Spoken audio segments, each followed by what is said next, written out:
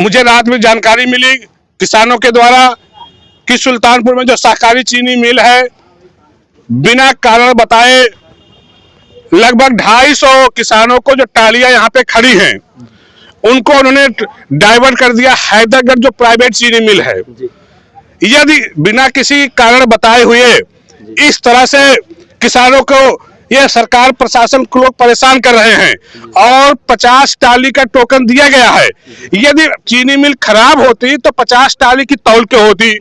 जब 50 टाली की तौल हो सकती है तो अब 250 टाली की तौल क्यों नहीं होगी? आज किसान परेशान है। जो हम लोगों को जानकारी मिली है कि यहाँ के प्रशासन को मोटा कमीशन प्राइवेट चीनी मिल ने दिया है कि आप गन्ने को वहां से रोक लगा के डाइवर्ट कर दीजिए हैदरगढ़। आप सोचो, जनपद सुल्तानपुर से हैदरगढ़ की दूरी कम से कम लगभग 100 किलोमीटर है, तो इतना पैसा 100 किलोमीटर गन्ना लेके किसान जाएगा। एक तो 4 दिन से बिना खाए पिए यहाँ किसान हजारों की संख्या में यहाँ मौजूद है। उसके बाद प्रशासन जब डाइवर्ट कर दिया हैदरगढ़ 100 किलोमीटर दूरी, कितना उसे और खर्चा आएगा?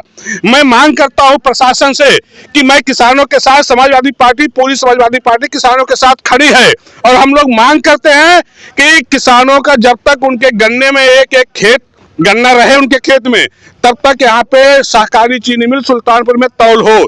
चूंकि जनपद सुल्तानपुर में एक ही सहकारी चीनी मिल है और जनपद सुल्तानपुर के किसानों, चूंकि हम भी किसान के बेटे हैं, एक ही यहाँ पे सहकारी चीनी मिल है जिससे किसानों का उससे लाभ मिले। लेकिन यह सरकार, आप सोचो, भारतीय जनता पार्टी की सरकार डबल इंजन की सरकार है। इस सरकार में किस तरह से यहाँ के योगी आदित्यनाथ जी जो मुख्यमंत्री हैं, उनका अधिकारियों पे कोई उनका लगाम नहीं है, बेलगाम उनके अधिकारी हो गए हैं। बहुत से हमने नेताओं को सुना कि मुख्यमंत्री जी की कोई गलती नहीं, उनके अधिकारियों की गलती है। आप बताओ, 9 साल से मुख्यमंत्री है, 9 साल से उत्तर प्रदेश में भारतीय जनता पार्टी की सरकार है, 11 साल से भारतीय जनता पार्टी की देश में सरकार है। यही देश के प्रधानमंत्री जी ने कहा था किसानों की आय दोगुनी करेंगे, लेकिन आप दोगुनी करने की बात छोड़ दीजिए। आज किसानों की आय बताइए, जो लागत आ रही, चूंकि हम भी किसान के बेटे हैं, जो लागत आ रही है और लागत नहीं निकल पा रही है। आज किसान परेशान है, लेकिन भारतीय जनता पार्टी किसान विरोधी सरकार है। ये चाहती, जब किसान परेशान रहेगा, किसान के जेब में रुपया नहीं रहेगा, तो किसान उनके सम्मान निधि 2000 रुपए के लिए वो परेशान रहेगा कि 2000 रुपए कब हमारे जेब में आए, बहुत खुश हो जाए। ये सरकार चाहती है किसान जब परेशान रहेगा तो मेरे 2000 रुपए का बड़ा मतलब समझेगा। लेकिन यही किसान जिस तरह से लोकसभा के चुनाव में यहाँ पे आपने देखा कि माताजी सांसद थी, उन्होंने वादा भी किया था कि उनकी डबल इंजन की सरकार है, लेकिन चीनी मिल की ना तो क्षमता बढ़ी ना तो विस्तारीकरण हुआ।